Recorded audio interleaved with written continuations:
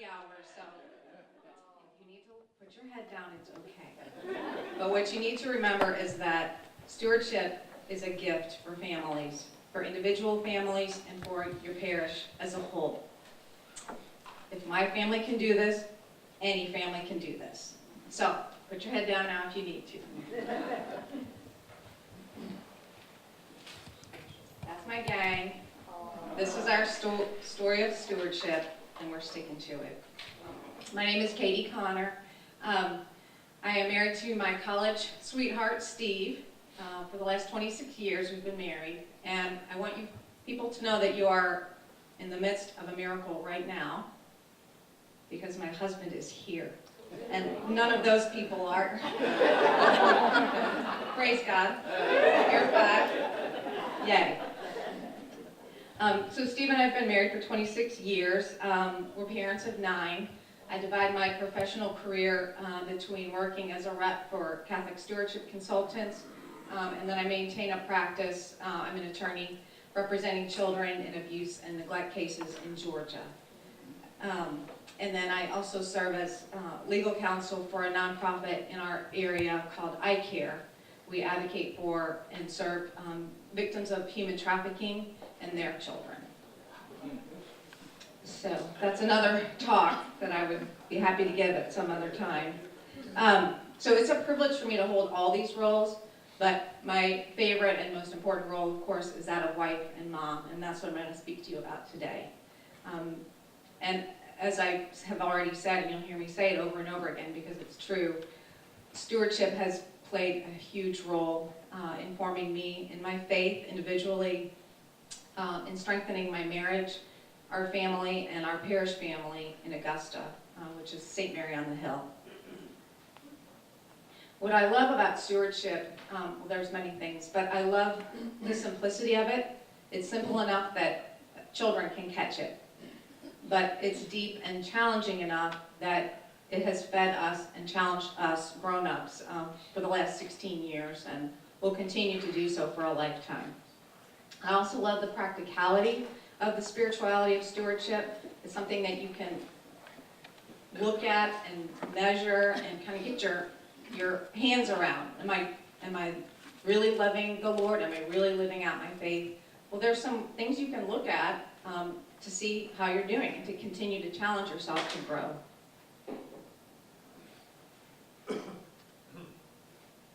All right, so how we met stewardship. We were a military family. Steve was an active duty Army physician, and we got orders sending us to Fort Gordon in Augusta, Georgia. Up to that time, I had been homeschooling our oldest child. There were no Catholic schools in the area where we were assigned, and the public schools weren't so great. So I was homeschooling, and Steve informed me that one of the two of us, Patrick or myself, would probably not live to see the end of his 8th grade year. And so our homeschool experiment had to come to a close. And so we found that Augusta had a Catholic school called St. Mary on the Hill. And so we decided to enroll our oldest and then the next one behind him, who was going to be in kindergarten, in that school. We found out that St. Mary on the Hill was something called a stewardship parish, and that actually the parish tithe supported the school. So for the very unholy reasons that we were going to get a tax break, and my kid and I were both going to see him graduate from 8th grade, we made the leap into stewardship. I think that in family life, the concept of stewardship is more caught than taught. And I've seen one sign at least that our kids are catching it. It happened about 6 years ago when our oldest, that child Patrick, who made it through 8th grade and high school, had graduated high school and he was getting ready to go off to college. My son Danny, who was in 2nd grade at the time, was going around telling people that he was pretty sure that his mom was going to have another baby, or we were going to adopt one because now we had an empty chair at our dining room table. So in his mind, if you have an empty chair, you should share it. And to me, that's a wonderful definition of stewardship.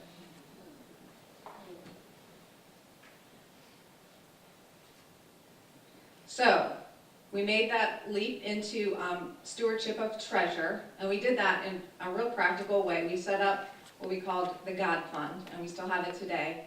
And we arranged for Steve's paycheck for the first 10% to just go into the God Fund every month. So we didn't see it, and we didn't think about it. So it was kind of a no-brainer the way that we did that, and that was the Lord's inspiration that we did that. But getting on board with stewardship of treasure, it was relatively easy then to move forward with stewardship of time and talent. During our assignment in Augusta, we added 2 more kids to the mix, number 5, Dan, who I mentioned, and number 6, Paul. And we just made little steps forward into parish life each year. We were getting those cards in the mail, and we wanted to have something to check off on those boxes. So Steve became a lector.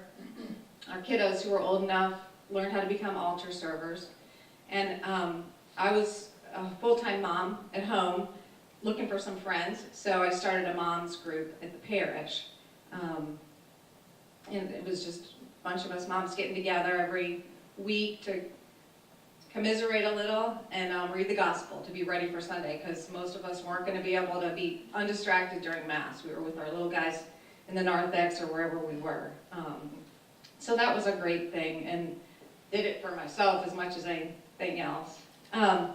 We also did, we had couples night out at the parish, so those were fun, and Steve and I got involved in small faith sharing groups during Lent. So they were just little things, but they were making a big difference in our life, and connecting us to the Lord and connecting us to the parish. So we started to feel like this is our home, and it matters whether we're here or not, and whether we're giving ourselves to the parish or not, because it was our family, our parish family. And that really is the nature of stewardship. It can just be little things and little ways. I like to call them baby steps that your parishioners take, but they can make a big difference in their lives.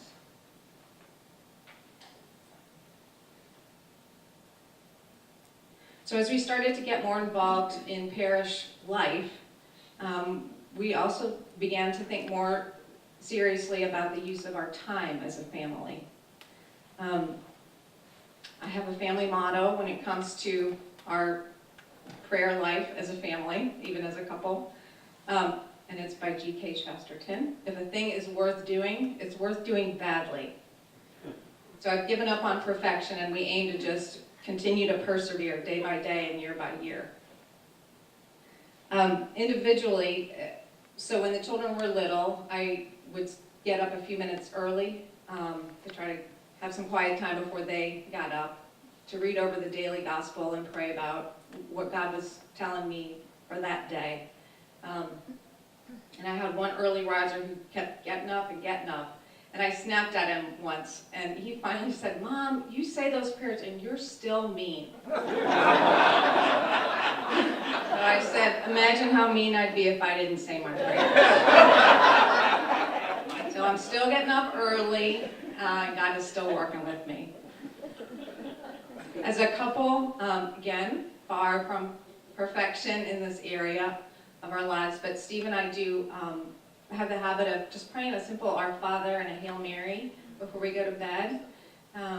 We thank God for each other, for the blessings of the day, and then we just ask a little blessing on each of the children before we go to sleep at night.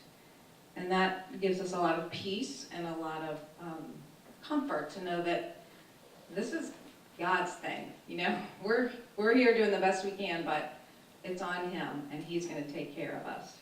So that keeps us close and keeps us going. And then on Saturday nights, we have a standing date night. Gives the children a much needed break from us. And we start our date in the Adoration Chapel at our home church. We have perpetual adoration, and so we have the luxury of being able to go and pop in whenever we want to. So we do start our date there. We just spend a few minutes together silently before the Lord. But it's been very powerful for us to just have that time together as a couple showing up and, again, bringing ourselves and our children and hopes and dreams and everything to Him.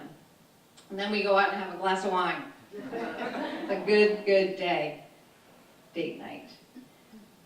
As a family, in the mornings I pray with the children in the van on the way to school. They're a captive audience, so very convenient. We do a morning offering together that we've memorized, and then I just lead them in a spontaneous prayer of praise and thanks, just so they can kind of overhear my prayer and learn that it's as natural as breathing to talk to God and Blessed Mother, guardian angels, the saints. And so we do that, and then we ask a blessing on all the family members, our little cousins, and our grandparents, and our Gaga, my mom, in heaven we pray. And we say the St. Michael prayer. We've been doing that for years. I don't even remember why I started that, but we do the St. Michael prayer together.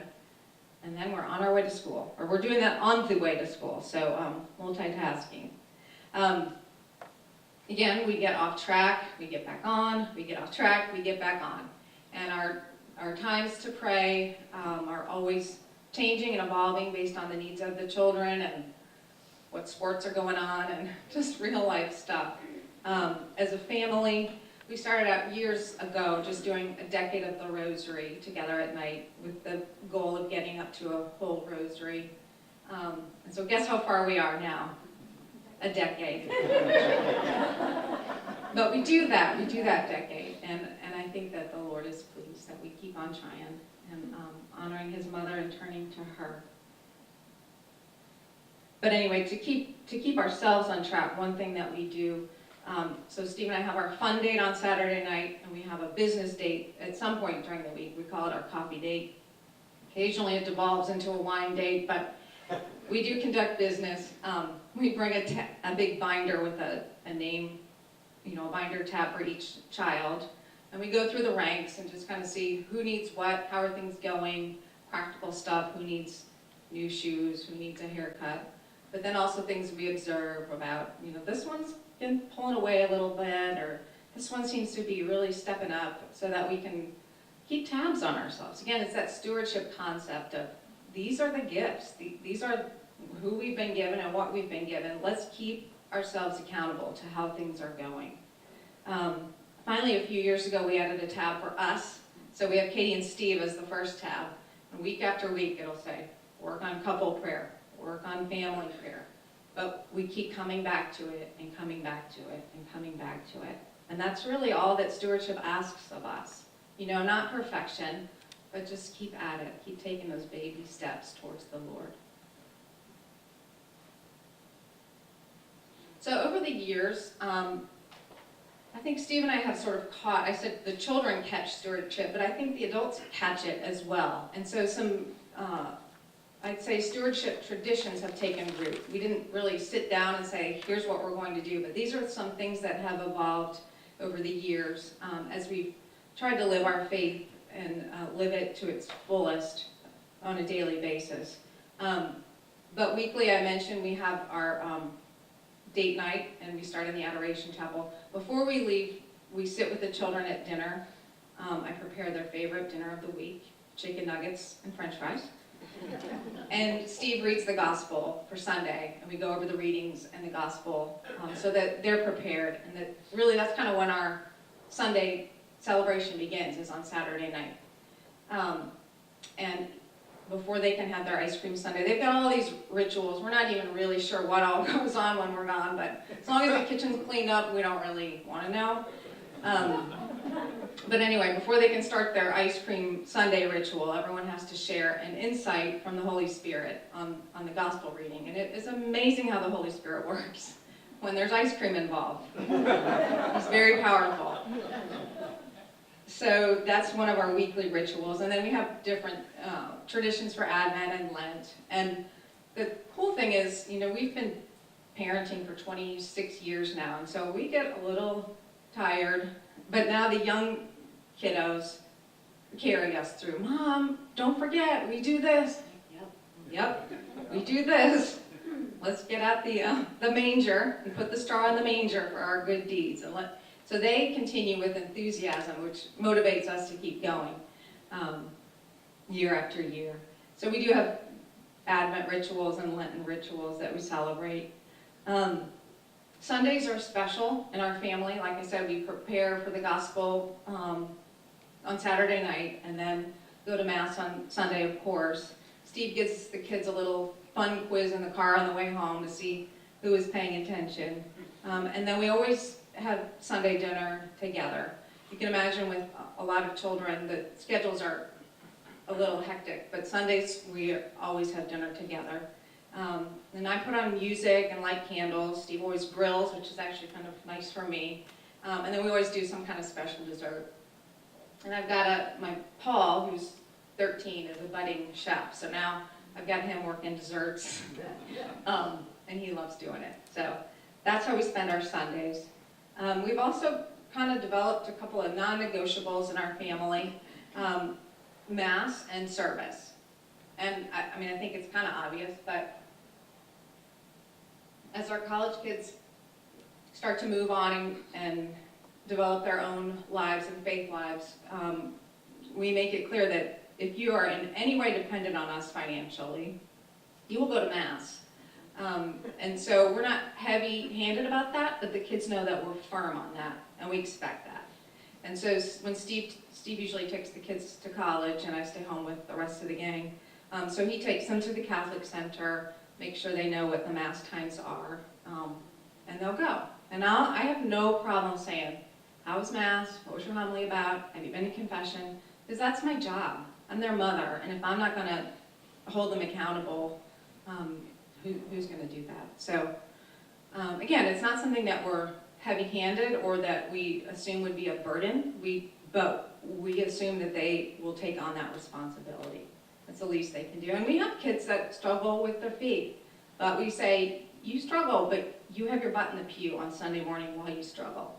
It's okay, but you keep showing up.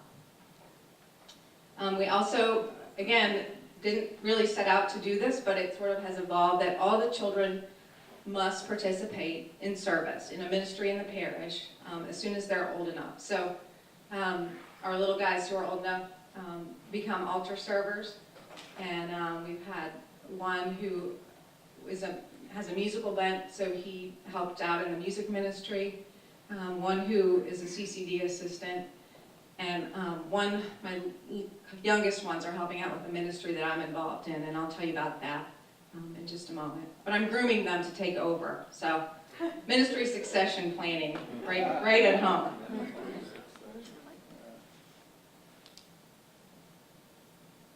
All right, so as I said, we got sent to St. Mary on the Hill on military orders. That's what brought us here to the parish.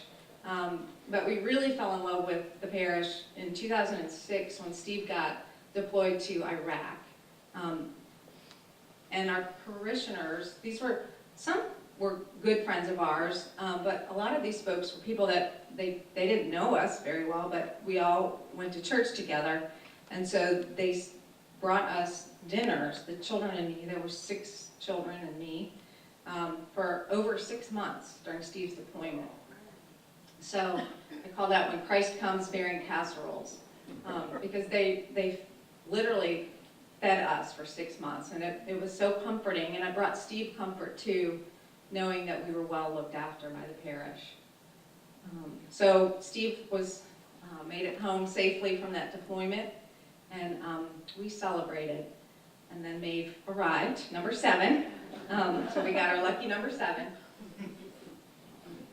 And at that time we knew that we were going to get orders from the Army moving us somewhere else to a new assignment. But as I said, at that point we were in love. We were committed to the parish and the community, and we knew that they were committed to us. So Steve forfeited a military retirement so that we could put down roots and stay in Augusta. Our Army friends thought that we were nuts, but we felt strongly that's what the Lord was calling us to do. And so that's what we did. And again, just feeling so grateful that Steve had actually been deployed twice. So he'd seen us through 2 war zones, and we had all these wonderful, healthy, happy kids. I was a fulfilled mama, and we had this great school and community. We just were overwhelmed with our blessings, and we wanted to do something to show God our thanks.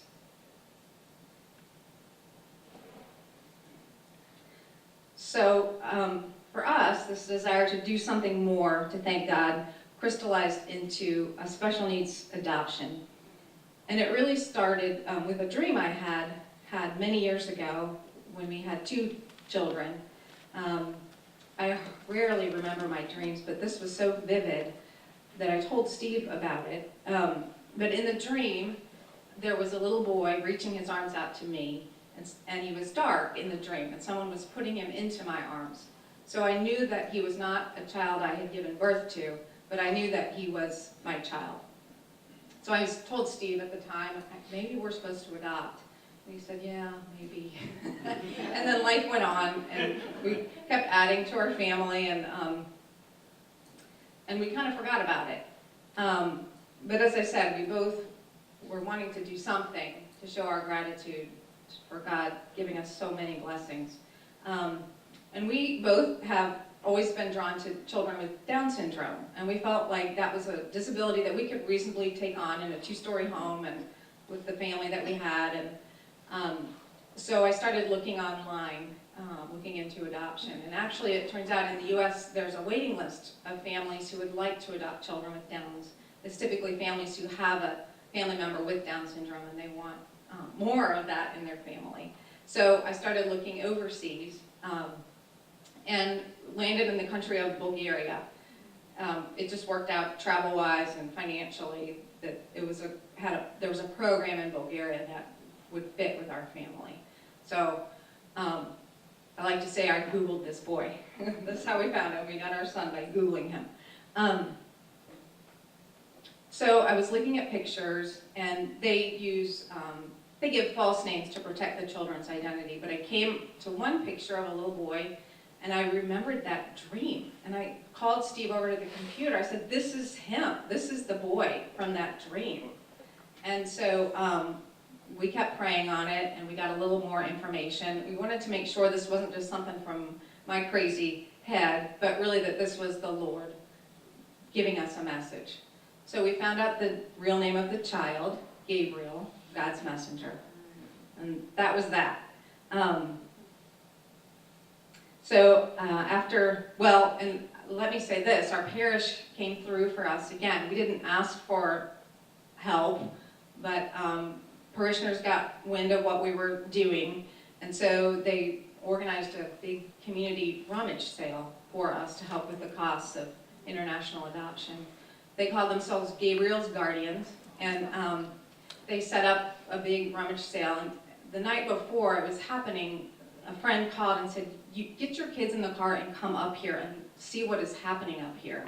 So we piled the kids in the car and drove up to school where they were getting things organized, and we were blown away with the number of people and the amount of things, and people were sorting, and we had this physical experience of love that I wish that everyone could have experienced.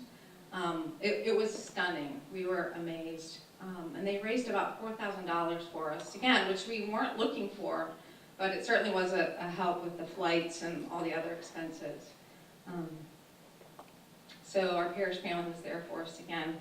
Unfortunately, our attempt to repay God was an epic fail, as my kids would say, because it turns out that God was giving us the gift with Gabriel. He is the light and life of the family, the life of the party, and I can't even think about what life would be like without him. And the kids fight over who gets him when Steve and I are gone. But he's amazing. That's him in the pictures.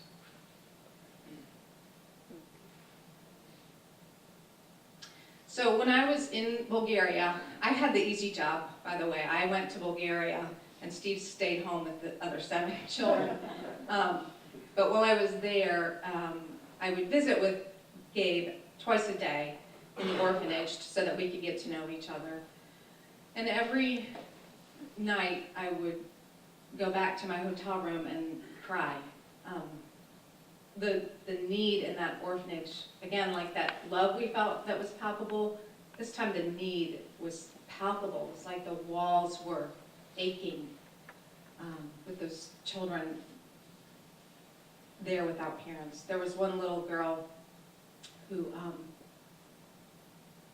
was outside the doors of the orphanage, and she said something when I came up, and I asked the attorney what she was saying, and she said, "Will she be my mom?" Yeah. So she was not available for adoption, or she'd be up there too. Anyway, it was an extraordinary experience, and my thought when I was there was, if my parish family knew about this, they would want to do something. So turns out I was right. So we brought Gabe home. Took about a year really to kind of get him settled in, to get us settled in with him. But I never forgot about those children and that orphanage experience.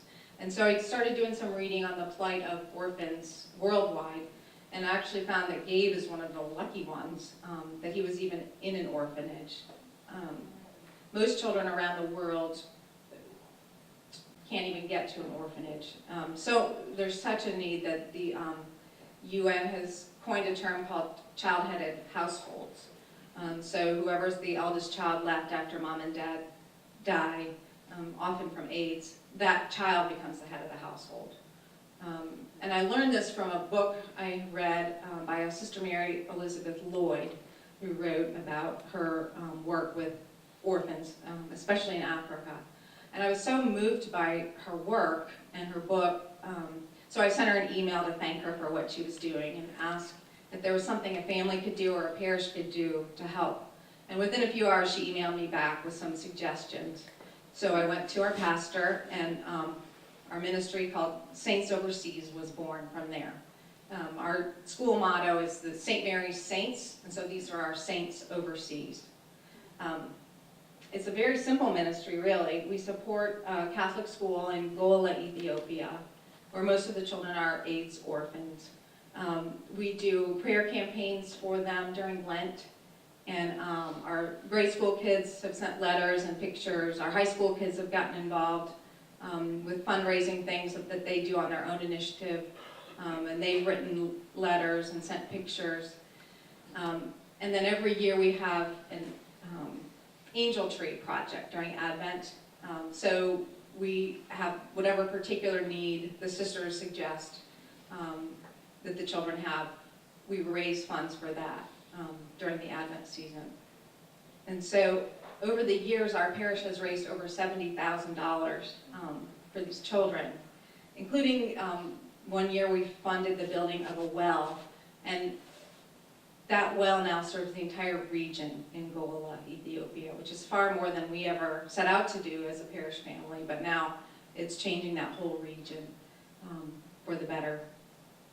So that really was inspired by Gabriel, and now he is a faithful member of the ministry. He cuts out angels every year. So this throwaway child is now serving other children around the world. And the cool thing about all of this is all we did as a family was do what God calls us to do.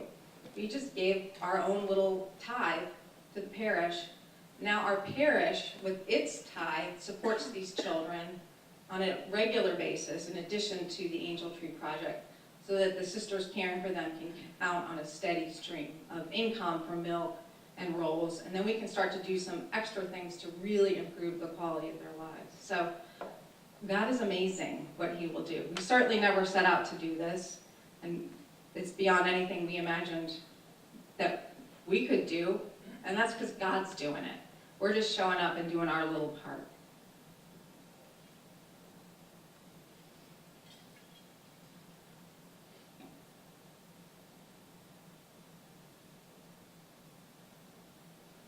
So, I think you've heard frequently throughout the day, and it's so very true, that stewardship is never done. I mean, we're always on a journey. God is always calling us to more and greater and bigger. Joy is really what it is all about, because we get closer to him, we get closer to joy. So we are in the midst of a new chapter, closer to home this time, and we're on the very beginning pages of it. So I wish I had a nice, neat story to tell you, but I don't, but I have a real story to tell you. So I mentioned that I am an attorney, and served children in abuse and neglect cases. So one day in court, there was a review of a case of a child. He was not a child that I had represented, but I had heard of him over the years. And his case came up for review. He had been in foster care for 6 years, waiting for a family. He's 12. He's profoundly autistic, and he's nonverbal, not potty trained, can't feed himself or dress himself. And the judge just lost it and said to his caseworker, why can't you find him family? 6 years. And I joined him internally, in frustration. Why can't we get this child a family? He needs a family. And so I left the courtroom in my self-righteous anger, and I heard this little, you have a family, why don't you take him? So I called Steve, and I said, can I just meet him? Let me just meet him, we'll roll this out. So Steve said, okay, go meet him. So I arranged to meet him. He was in a foster home several hours from Augusta, but he came into town periodically for medical checkups. So I arranged to meet him when he was in town so that I could talk to the pediatrician and get the whole ugly story. And as soon as Steve said yes to my plan to meet him, I started praying really hard. Please don't let me like him. Please don't let him like me. And then I will have obeyed and we can move along. So I went to the pediatrician's office, and he was in there literally bouncing off the walls. And I mean literally bouncing, pinging off the walls. He never stopped moving. But when I came in, he came up to me. This is a child with autism. And he put his forehead right up to my forehead and looked into my eyes. Crap. So I called Steve. I said, I really like him. He is cute, and I think he likes me. So we kept praying on it, and Steve agreed to meet him. So I set up a meeting for the three of us, and this is a really dirty trick for Good Friday. So we had been fasting. Steve, this is one of our traditions. Again, I don't know when we started doing this, but years ago we started making sure that we all participated in all of the Triduum, all of us. And the kids love it. We, frankly, are stunned, but they love it. So Steve was off work. So it was a practical reason he was off work, but we were fasting and praying, and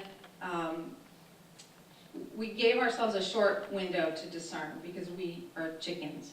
And we knew if we thought about it too long, we wouldn't do it. Throughout our little brief discernment period of time, though, Steve kept hearing, take up your cross and follow me. And I don't care if you're 51. You keep carrying your cross. You don't get to start coasting. And I kept hearing, your life is not about you. Your life is not about you. And so with those thoughts in mind, we met him, and Steve liked him too. And so we have finally shared our empty chair with Michael. He joined us June 15th. That's Michael in the green. And there's Gabe, who's a regular old entitled American kid now. And I have to tell you, we don't know what we're doing with Michael. We struggle in many ways to meet his needs, but God keeps showing up, and we keep getting glimpses that God is with us and that God is writing this story. All summer long, Michael was in and out of the house. He, as I said, he is a man on the move. He was not able to get out and play in the backyard of the foster mom where he lived. She was in her 60s and in poor health, so she couldn't be out with him, and she didn't have a fenced yard. So he loved coming in and out of the house all summer long and had the freedom of a fenced yard to do that. And so then the dog would come in, and then the dog would go out, and then Michael would come in. So all summer long, I'm wiping off my dirty kitchen floor. I'm wiping off Michael's feet. And one afternoon he came in and I was wiping his feet. And they stopped being Michael's feet. They were little Jesus' feet.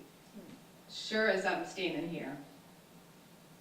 So God is good and he is with us. Michael also likes to get up real early in the morning. So Steve and I get up real early in the morning now. And a lot of times I can't even read. I can't read my gospel anymore. So I have been putting on some praise and worship music just to get me going. And Michael loves it. And one morning he was spinning around and around the kitchen, around and around. And I heard this voice say, "Do you not know that that is worship? That is very pleasing to me." So God is with us. And God is writing our story.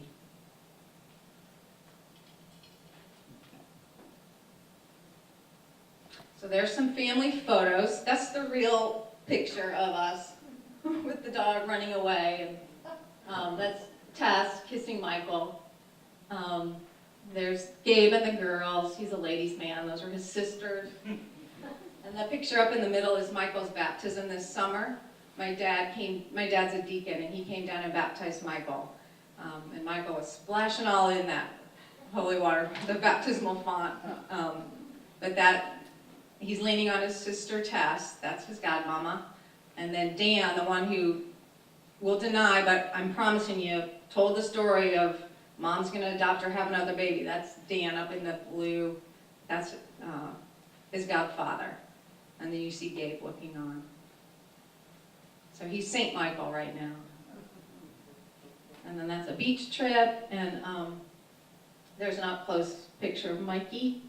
And this fall, we did a little enthronement. I felt like we needed some spiritual just strength and energy, so we did an enthronement of our family to the Sacred Heart and the Immaculate Heart of Mary. We had one weekend when all 9 of them were home, and so the little kids and I did a preparation with Steve, and then when the big ones came home, we enthroned our home and our family to the Sacred Heart and the Immaculate Heart. So that was a great moment of grace. So just some family pictures. So that's my stewardship story, but God wants to tell us stewardship story with your family and with your parish families. Your story and your parish's family will be unique, but each equally precious to the Lord. Maybe your parish families could volunteer together at the local soup kitchen. Maybe some of your families are called to foster, and maybe a ministry could spring up around them. I'd sure like that to support those foster families. Maybe individual families could just reach out to the older folks or folks in a local nursing home and bring them into their home for dinner and give them a little extra TLC. Stewardship within the family and for your parish family as a whole will change and evolve over time. So young married couples might have time to get involved with youth ministry. Couples with little children might be doing well just to get their children to Mass, and they should be affirmed for doing that much. Maybe empty nesters could take on the lead in some formation activities in the parish, or get to daily Mass together. Certainly every family can say an Our Father together at night before going to bed. But what I want to tell you is that stewardship way of living is a gift. It's a joy. It's an adventure for sure, but who wants to be boring? It's an adventure. Do not be afraid to offer this gift. Baby steps are all that are needed, and you have a guaranteed happy ending to your story because you will be leading your families right into the heart of Jesus. God bless you.